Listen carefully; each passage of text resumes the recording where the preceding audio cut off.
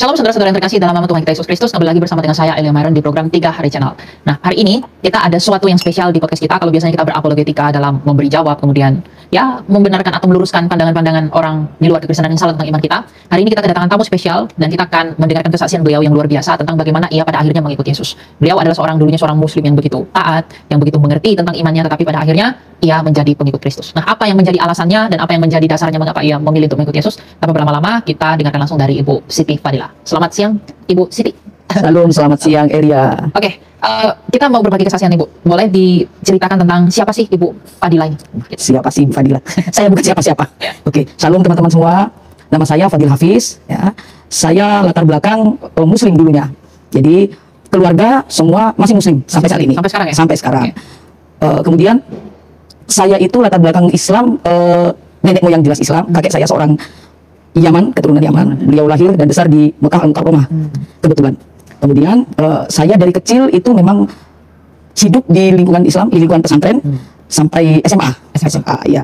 Kemudian keluarga kami memang keluarga yang bukan cuma taat beragama, tetapi memang semua punya pendidikan dasar agama Islam yang kuat dan rata-rata mengajar di kampus-kampus Islam. Oke. Ya gitu.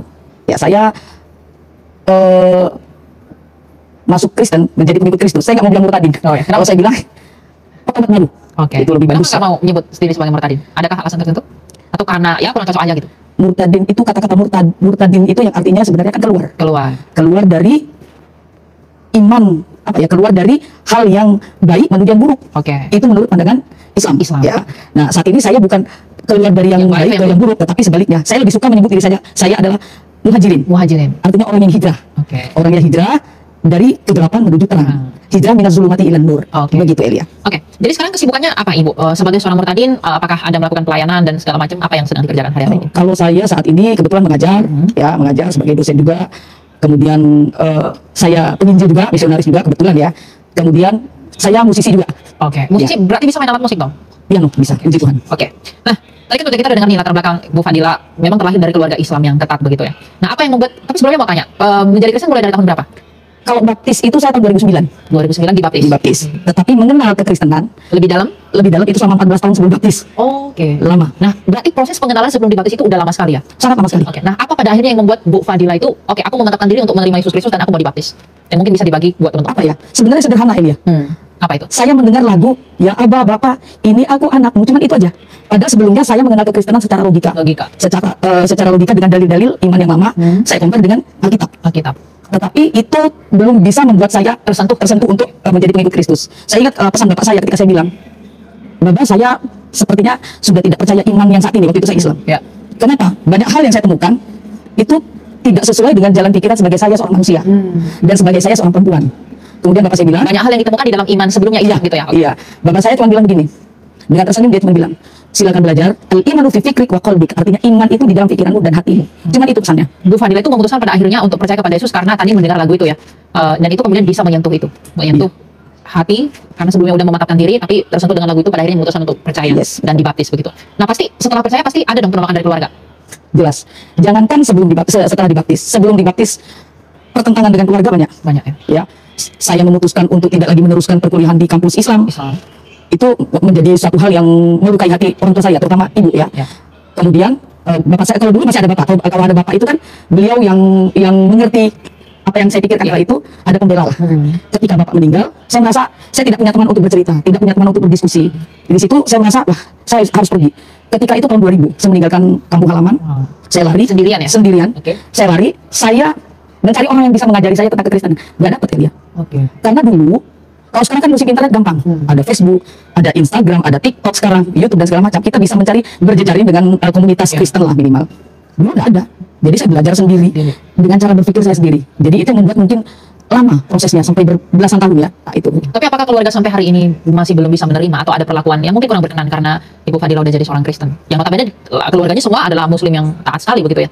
Nah, apakah ada perlakuan yang tidak berkenan sampai sekarang yang mungkin membuat aku terlihat berbeda begitu?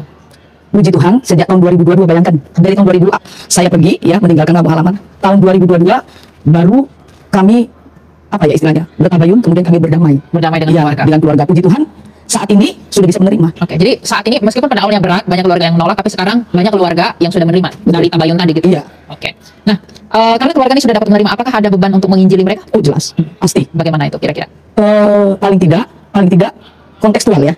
Jadi dengan sikap, dengan kita mengasihi seperti Tuhan bilang, kasihilah sesamamu manusia seperti dirimu sendiri. Itu yang saya pegang sampai saat ini. Itulah yang membuat keluarga bisa menerima saya. Bahkan kakak saya yang tertua bilang, itulah bedanya Kristen dengan kita. Apa tuh bedanya? Kristen itu diapain aja, mau dicaci, mau dimaki, mau dihujat, dia tetap mengasihi. Jadi kalau saya bilang memang kasih Kristus itu ya, bukan dari saya, tetapi kasih Kristus itu yang menaungi saya, kemudian saya mereka bisa menerima saya. Mereka bisa melihat itu dan kemudian bisa menerima gitu ya. Oke. Nah, apakah sebagai seorang yang sudah menjadi Kristen ya, apa perbedaan yang terlihat mencolok dari ajaran sebelumnya dengan sekarang yang kemudian membuat ibu tetap bertahan sampai hari ini menjadi seorang Kristen? Padahal kan sebelumnya udah bertemu di lingkungan Islam yang begitu kuat ya. Tapi setelah percaya Yesus pada akhirnya sampai sekarang tetap mau bertahan, bahkan mau melayani. Apa yang membuat ibu mau melayani, tetap bertahan? Apa yang membuat itu bisa ada dalam hati? Apa yang motivasi? Kasih. Kedua, hidup bagi Kristus, mati adalah keuntungan. Keuntungan ya. Itu yang dibayangkan ya. Betul. Okay. Bukan mati supaya dapat 72 bidadari. Oke, ya itu mungkin beda ya. Tapi kematian di dalam Kristus itu bukan untuk cari mati ya, tapi rela mati berkorban demi pemberitaan akan Dia. Amin. Oke. Nah, kira-kira sebagai seorang yang sudah menjadi Kristen, saya nggak bisa katakan petobat baru lagi ya, karena memang udah lama menjadi Kristennya. Nah, apa nih kira-kira tantangan ke depannya buat orang-orang yang mungkin banyak nih penonton yang masih ragu ya? Aduh, aku mau ikut Yesus nggak ya? Aku terlahir di keluarga Muslim gitu, begitu. Mungkin mereka belajar kekristenan tapi masih ragu untuk memutuskan percaya kepada Yesus. Nah, Ibu Fadila nih awalnya juga pasti pernah mengalami hal itu dong. Pasti. Ya, tapi apa yang bisa disampaikan kepada teman-teman agar mereka memantapkan pilihan mereka? Oke, Yesus ini adalah pilihan yang paling tepat. Dan belajar pribadi sendiri. Belajar. Harus banyak belajar tentang kekristenan, karena kekristenan itu tidak gampang. Iman kekristenan itu tidak mudah. Ya. Makanya saya selalu bilang ke siapapun, syarat menjadi orang Kristen cerdas. Oke. Ya, harus cerdas. Jadi itu yang paling penting. Jadi harus banyak belajar tentang firman Tuhan. Karena apa? Ketika kita ditanya, kita mampu menjawab. Itu yang paling penting. Ketika kita ditanya, kita tidak mampu menjawab, banyak yang balik lagi. Ya. Itu paling penting. Tersandung karena itu. Betul. Tapi sekarang lagi populer suatu ungkapan bahwa yang walaf itu yang cerdas. Itu gimana menurut Bu Fadila? Katanya yang logis tuh ya iman kami yang ini nih bukan iman Kristen gitu. Itu gimana? Sebagai seorang yang meninggalkan Islam lalu menjadi Kristen. Oke. Kita bicara dalam hal, dulu saya 14 tahun, 3 tahun saya sempat ateis. Oke. Ya, saya ingin mengosongkan diri saya karena saya tidak bisa belajar kekristenan seperti orang-orang lain. Saya masuk gereja waktu itu saya diusir, dibilang penyusup, mau gubeng gereja, macam-macam kan. Akhirnya saya memutuskan untuk saya belajar sendiri dan itu sulit sekali. Jadi ketika memutuskan untuk menjadi Kristen, kenapa saya bilang tidak gampang? Karena kekristenan itu bukan cuma kita sekedar mengucapkan saja, kasihilah musuhmu, ampunilah mereka yang bersalah kepada kamu. Itu berat ya, berat. Kemudian itu secara kemanusiaan. Karena makanya saya bilang harus mengosongkan diri. Ketika kita berdiri sebagai manusia yang punya sisi kemanusiaan yang lebih dari yang lain, itu kita akan berpikir, karena tidak ada iman lain yang mengajarkan tentang kasihilah musuhmu. Satu, ya. Kasihilah musuhmu itu ya. Betul. Paling membuat kita terkagum-kagum nih dengan Yesus Kristus gitu. Betul. Tidak ada juga yang mengatakan kalau di sana, man baddala dinahu faqtuluh. Barang siapa yang mengganti agamanya, maka bunuhlah dia. Yesus tidak mengajarkan itu. Itu salah satu. Malah yang diharapkan Yesus pertobatannya kembali ya. Oke. Nah, yang kedua, secara sisi saya sebagai perempuan. Ya, dimana di kekristenan itu amat sangat memposisikan perempuan itu sangat berharga. Dimana Tuhan bilang perempuan itu adalah sebagai penolong. Betul. Kemudian di hal yang lain ada hal yang tidak masuk di akal saya. Misalnya apa? Misalnya tentang hadis-hadis yang dalam pandangan saya itu amat sangat tidak manusiawi terhadap perempuan. Misal hadis masalah persusuan. Ya, menyusui orang dewasa, doa. Kemudian hadis banyak sekali. Dan Al-Quran itu tidak saintis menurut saya. Jadi ini menurut Ibu Fadila ya? Kenapa di dalam Al-Quran dikatakan bahwa sperma itu keluar dari tulang punggung laki-laki. Sedangkan kalau kita berbicara tentang saintis, sperma kan tidak keluar dari tulang punggung laki-laki. Dari testis ya? Iya, itu dia tuh. Dan banyak hal lainnya, apalagi secara kemanusiaan, di mana Islam itu menyarankan, Al-Quran menyarankan untuk orang di luar iman Islam. Itu yang saya baca. Oke lah, mungkin mereka bilang itu kan sesuai konteksnya atau harus sesuai dengan asbabun nuzul. Nah, yang mana saya lihat yang ngebom gereja, ngebom tempat ibadah orang lain, yang menghalangi orang lain untuk beribadah, itu kebanyakan membaca dari kitab mereka sendiri. Iya. Jadi mungkin hal-hal itu yang membuat Ibu Fadila terganggu ya, yang pada akhirnya ya saya memutuskan untuk percaya kepada Yesus. Ya. Satu lagi Elia. Saya dulu kan kuliah di Fakultas Adab, jurusan sastra Arab. Tidak sampai selesai sih, cuma 6 semester. Disitulah ketika saya ujung tombak saya meninggalkan Islam. Ketika saya membaca saya mengkritik teks waktu itu, banyak gramatika bahasa Arab yang di dalam Al-Quran itu banyak yang beberapa itu tidak sesuai dengan gramatika bahasa Arab. Ya, nggak perlu saya sebutkan di sini, mungkin bisa tonton di beberapa video saya. Nah, itu yang membuat saya kok seperti ini. Ya, kalau kita tarik sejarah bahasa, Kristen Arab itu lebih dulu menggunakan bahasa Arab untuk Alkitabnya. Kenapa ketika saya membaca Al-Muqaddas itu ya? Alkitab Al-Muqaddas, ketika saya baca itu, kok gramatikanya itu detail di Alkitabul Muqaddas daripada Al-Quran. Sedangkan kalau kita tarik sejarah tentang gramatika bahasa Arab, itu konon katanya di zaman Ali bin Abi Thalib. Artinya jauh setelah Kristen, betul? Nah, tapi kenapa Kristen itu lebih detail gramatika bahasa Arabnya? Itu yang menjadi pertanyaan saya. Berarti ini ada distorsi sejarah mengenai bahasa Arab sendiri itu. Dan kemudian ketika hal itu berkumpul bersama-sama dan terus menerus, dan itu yang memantapkan Bu Fadila untuk keluar dari sana lalu menjadi Kristen karena menemukan bahwa ajaran yang benar-benar sesuai dalam prinsip hidup itu di dalam Kristen, begitu ya. Tapi apakah pernah mungkin ya, mohon maaf, mendapatkan perlakuan yang tidak buruk selama menjadi seorang? Yang buruk? Yang buruk maksudnya. Apakah pernah mendapat perlakuan buruk? Sering. Misalnya dalam hal apa tuh? Pernah dipersekusi. Oh pernah? Waduh. Persekusi nih. Lalu apa lagi? Apa ya? Cacian, makian? Itu sudah hal biasa. Pasti. Sampai saat ini pun begitu. Tapi bagaimana Bu Fadila menanggapi itu semua? Itu lucunya Ilya, ya. Dulu saya waktu di Islam, saya suka ngeledekin orang Kristen kan. Pokoknya saya, ya macam-macam lah hujatan saya kepada Kristen. Dan orang Kristen ini ketawa aja, saya pikir, oh kamu pengecut, karena kamu minoritas. Itu dalam pikiran saya. Begitu saya masuk Kristen, saya dihujat, saya dimaki, saya dipersekusi, saya senyum aja. Saya berpikir, oh begini yang dirasakan orang Kristen ketika saya menghujat. Itu berbalik ke saya. Seakan-akan ada sesuatu yang menahan kita untuk membuat pembalasan. Itu karena Tuhan berkata pembalasan adalah hakku, gitu ya. Kita hanya disuruh mengasihi, mengampuni dan lain sebagainya. Berarti Bu Fadila memang ketika sudah menjadi Kristen sudah menikmati apa yang menjadi buah dari iman itu ya. Dalam hal ini dia tidak melakukan pembalasan, membiarkan dan tetap fokus pada pelayanannya. Amin, puji Tuhan. Tapi berat sih memang. Pasti berat. Pasti berat. Tidak, saya pun tidak sesempurna itu. Iya ya. Ya, tidak sesempurna itu. Melewati butuh proses. Dan saya juga dikenal orang yang keras kan. Katakan dia di atas ya, katakan tidak di atas tidak. Selebihnya dari sijakan itu firman Tuhan. Nah, itu yang selalu saya pegang. Memang yang paling sulit adalah pengendalian diri. Galatia. Ya, Galatia 5 ya, 2, 3. Itu yang paling sulit. Misalnya nih, di media sosial, ketemu yang bebal-bebal. Itu apa ya? Pasti ada emosi. Adrenalin kita terpacu. Untuk saya paling itu suara saya, nada saya jadi meninggi. Menghujat sih tidak, cuman jadi volumenya agak kencang sedikit biasanya. Kalau berdebat ya dengan saya, berapologetika. Berarti Bu Fadila berapologetika juga? Aduh, terlalu ketinggian kalau saya disebut apologetika. Cuman ya ikut-ikut menanggapi apa yang mereka yang mereka lakukan, mereka hujat terhadap kita, tapi saya menjawabnya bukan dengan hujatan gitu. Setelah mengikut Kristus, ada nggak hal-hal yang berubah dalam hidup? Banyak. Boleh diceritakan tentang apa? Berubah secara ekonomi. Pasti ya. Itu lebih baik atau lebih gimana? Orang suka bilang kan, jadi murtad itu karena duit. Pasti kaya. Ya. Dan itu saya tidak mengalami tidak terjadi ya. Kebalikannya. Ya. Berarti dulu ketika jadi seorang Muslim, karena keluarga juga punya privilege, berarti orang yang bisa termasuk berada begitu ya? Bukan berada, karena cucu ulama. Ini maksudnya. Berkecukupan lah istilahnya gitu. Tapi setelah ikut Kristen, mungkin tidak mendapatkan hal-hal itu lagi. Tidak jadi ahli waris, kemudian ya privilege itu sudah cabut dengan sendirinya. Karena memilih untuk mengikuti Yesus. Ini kan sebentar, sorry saya potong. Bahkan waktu keluarga tahu, pindah nih jadi Kristen. Iya, keluarga tahu saya jadi Kristen. Saya tidak boleh bertemu anak-anak selama 5 tahun. Wah. Nah, itu yang membuat saya, aduh Tuhan. Ya, itu yang membuat saya agak sempat down waktu itu. Tapi balik lagi, kalau saya nggak salah di koreksi, Yohanes 16 ya, 16 tentang ini. Jika dunia membenci kamu, ingatlah bahwa aku lebih dulu dibenci oleh dunia. Ya. Nah, Yohanes 16 ayat 15 ya, ayat 18 itu yang saya ingat. Itu yang selalu terngiang-ngiang. Ya, memang kamu harus berduka cita dan menderita karena kalau dunia membenci kamu, ingatlah bahwa ia terlebih dahulu membenci aku. Itu prinsip yang Bunda tanamkan yang pada akhirnya ketika bahkan keluarga sendiri membenci kita tetap fokus. Sama Matius 19 ayat 27 yang terus saya bikin lagu. Ya. Itu upah mengikuti Yesus. Kan kita kita akan dibenci kita akan disingkirkan oleh suami, istri, ibu, bapak, anak, saudara laki-laki, saudara perempuan. Itu yang membuat saya, oh ternyata nubuatan itu ada. Itu yang membuat saya kuat.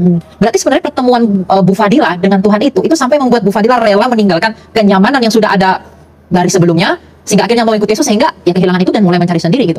Tapi bagaimana Tuhan menyertai Bu Fadila ketika sendiri ditinggalin, keluarga mungkin tidak menganggap, bahkan seperti tadi kehilangan warisan dan kehilangan kenyamanan itulah. Tapi tetap mau mengikut Yesus, apa yang menjadi motivasi Bu Fadila untuk tetap setia kepada Tuhan?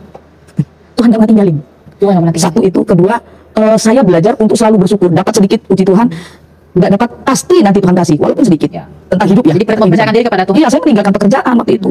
Begitu dari kota yang dulu saya meninggalkan ke tempat yang saya tidak tahu menahu. Ya, saya bekerja harus apa ya, waktu itu saya bayangkan waktu saya diusir itu saya kondisi hamil 3 bulan. Ya, saya harus menghidupi diri saya sendiri dan macam-macam. Tetapi rasa pasrah bahwa aku tahu Allah ma'ana, Allah besertaku. Itu yang membuat saya banyak hal kecil-kecil yang Tuhan itu selamatkan. Itu yang membuat saya kuat bahwa Tuhan itu ada. Berarti ketika meninggalkan iman itu, lalu menjadi Kristen, berarti posisinya sudah adalah seorang ibu ya? Iya. Ibu yang harus berjuang sendiri, menghidupi anak-anak, tidak ada yang keluarga, tapi yang tetap menguatkan itu adalah Tuhan itu sendiri. Iya. Seperti tadi, mengingat bahwa ya Tuhan itu kekuatan kita ya. Betul. Nah, buat teman-teman nih, pesan dari Bunda Fadila.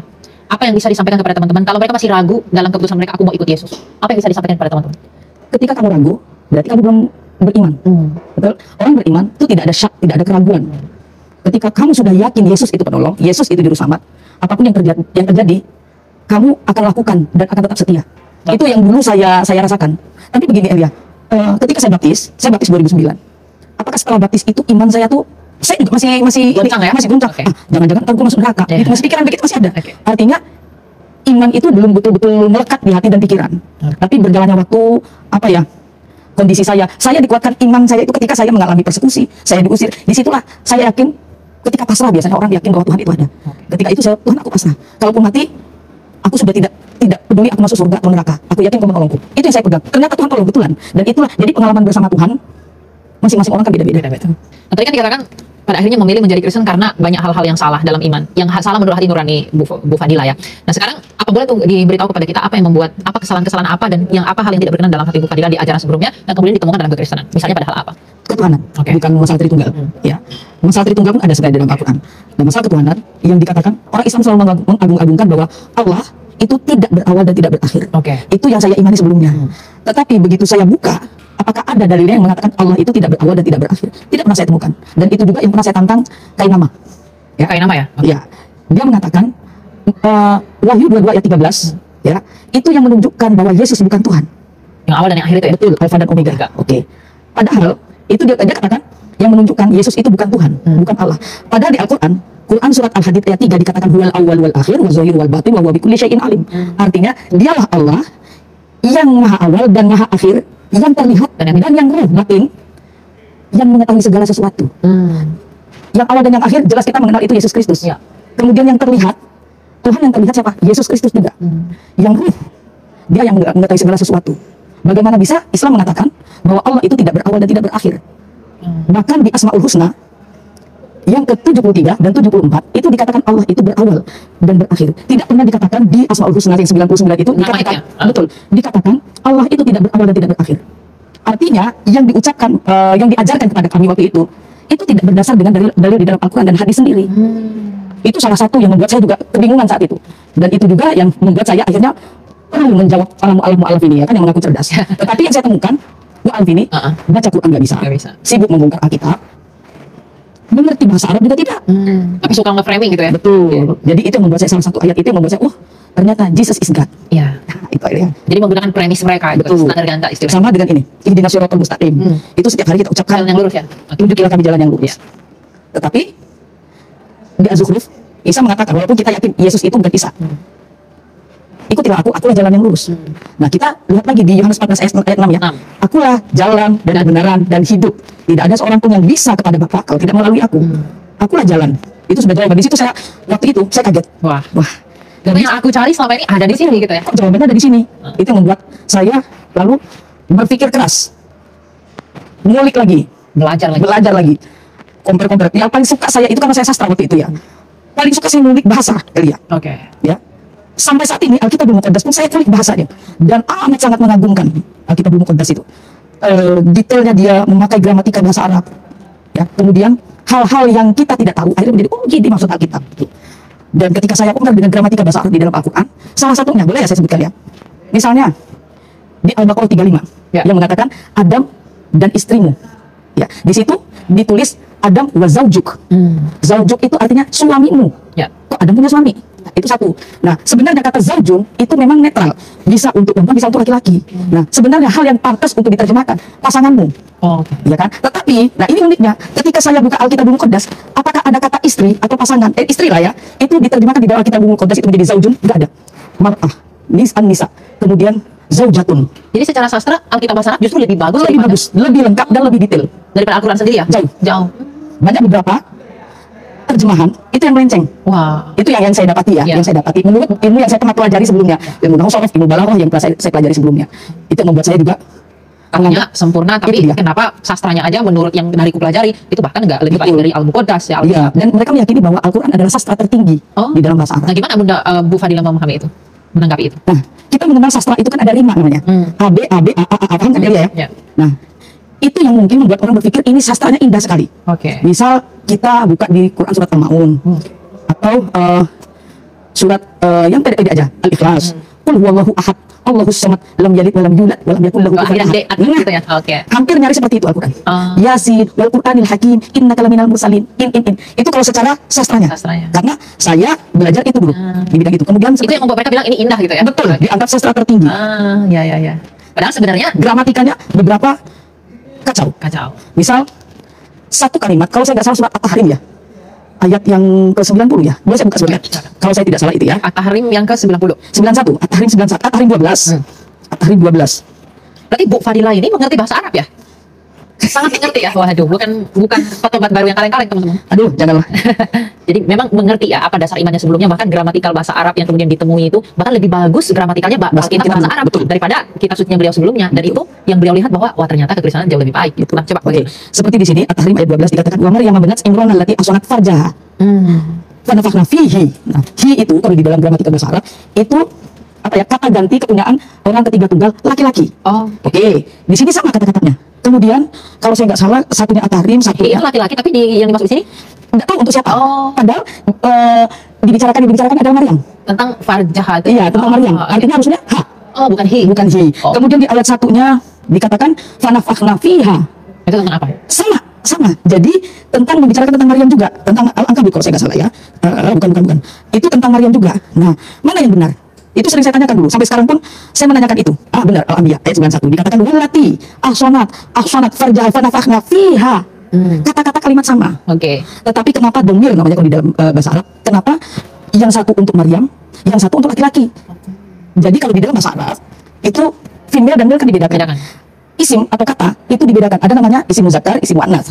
Muzakkar itu untuk laki-laki, isim muannas untuk perempuan. Nah, di sini untuk perempuan betul. Karena kembalinya ke Maryam. Yang ayat tadi kalimat yang sama, cuman berubah menjadi laki-laki. Nah, laki-laki yang mana? Itu gramatikal.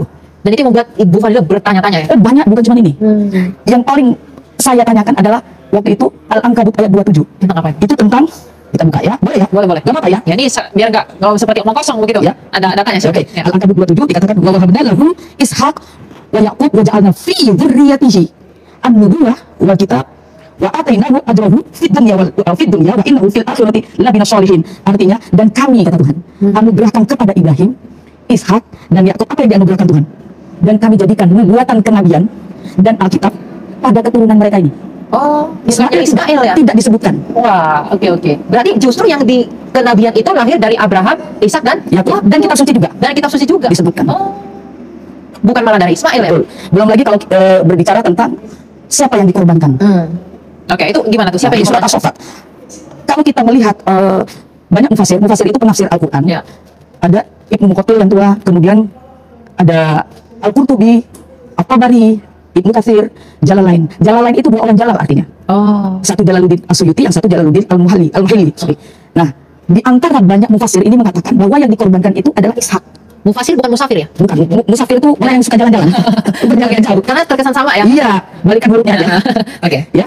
Kebanyakan mufasir mengatakan bahwa yang dikorbankan itu adalah Ishak, bukan Ismail. Bahkan di surat As-Saffat itu nama Ismail tidak disebutkan memang. Bahkan kalau saya tidak salah itu di ayat 113 dikatakan aku berkati Ibrahim dan Ishak. Itu di surat As-Saffat. Nah, kemudian di ayat yang lain di surat As-Saffat dikatakan didibhin azim, dan kami tebus dia dengan sembelihan yang agung. Di dalam gramatika bahasa Arab, azim itu hanya khusus untuk Tuhan. Glory kan nggak bisa untuk manusia. Ya. Didibhin sembelihan. Semua ulama sepakat sembelihan adalah domba. Berarti domba yang agung. Who is domba yang agung? Paham kan? Kristus. Yesus Kristus. Namanya korban, yang jadi korban pasti mati, betul? Kalau nggak jadi mati nggak jadi korban. Itu logika saya. Tetapi di situ mencatat seperti itu. Bukan cocok logika. Jadi semua yang didapat ini ternyata bukan hanya ya sekedar tahu, tapi benar-benar dari pendalaman ya, Bu Fadila ya. Yang pada akhirnya memantapkan diri untuk mau datang kepada Yesus Kristus. Dan memang tadi kita sudah pelajari ada hal-hal yang sudah diungkapkan Bu Fadila yang membuat dia terganggu dan sampai sekarang belum nemu jawabannya. Pada akhirnya ya datang kepada kekristenan. Betul. Karena jawabannya ada di kekristenan. Jawabannya ada dalam kekristenan. Betul. Apa yang dicari selama ini, tapi bagaimana dengan, kita tadi udah bahas tuh alasan-alasannya gimana perbedaannya. Tapi bagaimana dengan ketenangan batin setelah jadi Kristen dan sebelum? Apakah lebih baik atau sebaliknya? Jauh, Elia. Lebih baik. Gimana tuh? Apa ya? Satu, rasa pasrah. Keberserahan ya? Iya. Tidak pernah ada rasa takut, manusiawi dong. Iya pasti. Takut itu manusiawi. Tetapi pasrah kepada Tuhan itu tidak semua orang mampu loh. Ya. Saya dulu udah pasrah Tuhan, kalau dalam hati berdumel. Kalau sekarang itu pasrah, yakin Tuhan pasti kasih jalan keluar. Benar. Satu itu. Kedua, apa ya? Kedekatan dengan Tuhan. Iya. karena mengenal Tuhan itu loh. Pengenalan akan Tuhan itu yang saya rasakan. Kalau dulu kan pengenalan akan Tuhan hanya ritual semata, sholat 5 waktu, ngaji tiap subuh sama malam, puasa Senin Kemis, puasa Ramadan, cukup di situ aja. Nah, hanya sebatas ritual saja. Kalau sekarang tuh enggak, lebih hidup ya, lebih hidup. Aku puasa untuk siapa? Aku, kalau saya kan saya ortodoks ya, aku sholat akhirnya untuk siapa? Gitu. Karena memang aku pengen dekat sama Tuhan gitu loh. Ya, walaupun masih jauh ya. Tapi hari demi hari bagaimana caranya? Karena ada prosesnya ya Bu ya. Itu sama satu lagi apa ya? Kalau bahasa Jawa tuh lebih semoleh, lebih apa ya? Lebih santai. Orang chill bahasa sekarang. Mau orang ngatain apa bodo amat, mau orang ngapain tapi bodo amat gitu. Iya. Itu lebih. Jadi hal seperti itu membuat kita lebih tenang, batinnya lebih oke, dan siap menerima baik perlakuan yang baik ataupun yang sebaliknya gitu ya. Karena kita hidup di dunia ini, gak usah kan dengan beda iman, dengan seiman aja. Like and dislike itu pasti ada. Ya. Tapi bagaimana kita menyikapi ya? Yang dislike ya kita doakan saja. Ya biasalah. Kita ini bukan Tuhan Yesus kok. Tuhan Yesus aja banyak yang benci. Apalagi kita manusia biasa. Luar biasa ya. Nah, sebagai penutup nih dari acara kita hari ini, Bu Fadila, mungkin di acara ini yang nonton ini ada orang-orang di luar kekristenan, secara khusus dari Muslim, yang mungkin masih ragu-ragu untuk mau mengikut Yesus dalam hal memutuskan imannya kepada Yesus Kristus. Nah, Bu Fadila nih, sebagai orang yang sudah pernah mencari, pernah juga dalam keraguan, tapi pada akhirnya memantapkan diri percaya kepada Yesus dan bahkan mau melayani, apa pesan dari Ibu kepada mungkin orang-orang di luar Kristen yang masih ragu tentang Yesus Kristus? Banyak belajar, banyak berdoa. Karena menjadi Kristen itu tidak cuma soal logika, tetapi siap dengan mental. Nggak gampang. Ya, mental ini paling apa namanya, paling rawan. Ketika kita dikucilkan, belum lagi persekusi, ketika kita dihina, dihujat, iya, kamu siap atau tidak? Itu paling penting. Jadi belajar, berdoa, dan kuatkan mental. Nah, kuatkan mental ini justru minta kekuatan mental itu adalah dengan berdoa. Karena mungkin penting juga buat teman-teman kalau mau mengikuti Yesus perlu merendahkan hati, merelakan hati, dan itu tadi yang Ibu Fadila katakan, berserah. Jadi memberi keputusan itu kepada Allah agar Allah yang menolong mereka untuk bisa semakin menuntun mereka kepada Yesus Kristus begitu ya. Jangan ragu, kalau ragu berarti kamu belum beriman. Nggak boleh ragu ya, harus memantapkan ya. Nanti Tuhan yang akan sempurnakan itu. Nah, lalu bagaimana pesannya kepada teman-teman yang udah Kristen nih? Apa yang mau disampaikan kepada teman? Ini nih, saya suka begini.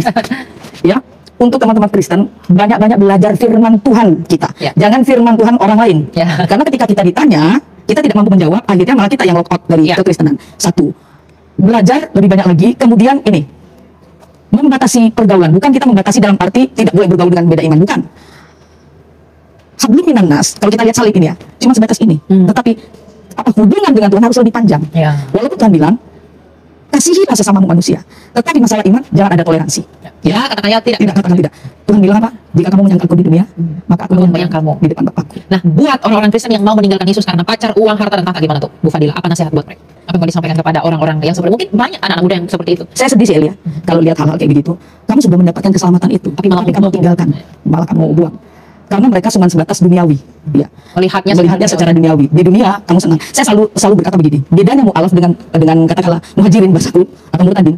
Kalau mu'alaf itu senang sekarang, sakitnya nanti. Banyak contohnya. Kalau orang yang muhajirin atau murtadin, sakit sekarang, senangnya nanti. Saya sudah mengalami itu. Dan saya sudah melihat banyak orang-orang mu'alaf mengalami hal-hal yang tidak menyenangkan setelah mereka meninggalkan Tuhan. Ya, saya tidak mengajak untuk dia kembali, tetapi kau pandang Yesus Kristus yang sudah berkorban mati di kayu salib. Jangan hianati itu ya. Jangan hianati itu. Wah, luar biasa. Terima kasih Bu Fadila untuk kesaksiannya ya. Jadi kita dapat menyimpulkan teman-teman dari apa yang disampaikan Bu Fadila, dia mampu dan mau mengikuti Yesus karena memang dia belajar. Dia terlahir dari keluarga yang Muslim yang begitu taat, bahkan ia adalah salah satu pewaris dari hal yang mungkin orang itu tidak akan mau meninggalkan hal-hal yang berkecukupan, tapi ia rela untuk meninggalkan semua itu, kehilangan banyak hal demi mengikuti Kristus. Dan kemudian ia percaya bahwa Tuhan akan menyertainya dalam perjalanan imannya, dan sampai sekarang memang Tuhan masih menyertai di dalam perjalanan iman itu. Dan yang luar biasa dari kesaksian ini adalah beliau tidak hanya berpindah menjadi Kristen lalu menghidupinya begitu saja, tapi mau melayani Tuhan. Nah, hal ini yang paling terpenting dari seorang muhajirin ya, muhajirin Siti Fadila. Dia belajar banyak hal, dia melihat, dia kritis dalam menilai berbagai kesalahan dalam imannya sebelumnya yang bertentangan dengan nuraninya, apa yang diklaim ternyata tidak begitu adanya, yang pada akhirnya kerendahan hatinya menuntun ia untuk bertemu kepada Kristus, dan sampai sekarang tetap mau setia dan mau mengikuti Yesus sampai hari kematian. Amin, amin. Kesakitan pasti dirasakan ketika menjadi Kristen sampai saat ini. Sampai saat ini. Tetapi akan ada upah yang menanti dalam hidup. Kan Rasul Paulus pernah berkata, Bu Fadila, bahwa pencobaan yang kita alami sekarang tidak sebanding dengan kemuliaan yang akan dinyatakan. Dan itu sangat memberkati. Semoga hal ini dapat menolong teman-teman kita dimanapun mereka berada dan apapun kondisi iman mereka. Ingat satu hal, kalau Tuhan mau pakai seseorang, kalau Tuhan mau menjadikan hidup kita lebih berguna, kita harus bersiap untuk dimurnikan di dalam segala pencobaan yang Tuhan izinkan. Dengan maksud itu Tuhan menguji kita agar kita semakin murni bagi keselamatan jiwa kita. Kita akan ketemu lagi dalam beberapa program berikutnya bersama dengan saya Elia Myron di program 3 Hari Channel. Jangan lupa untuk tetap memantau apa perkembangan yang kita lakukan di dalam pembelajaran iman, apologetika, dan berbagai kesaksian seperti hari ini akan kita bagikan. Tetap doakan kami, dan kami berharap semoga teman-teman dapat mendukung kami dengan share video ini, subscribe channel kami, agar Anda semakin mengerti dan mendalam tentang apa yang diajarkan oleh kitab suci. Tuhan memberkati.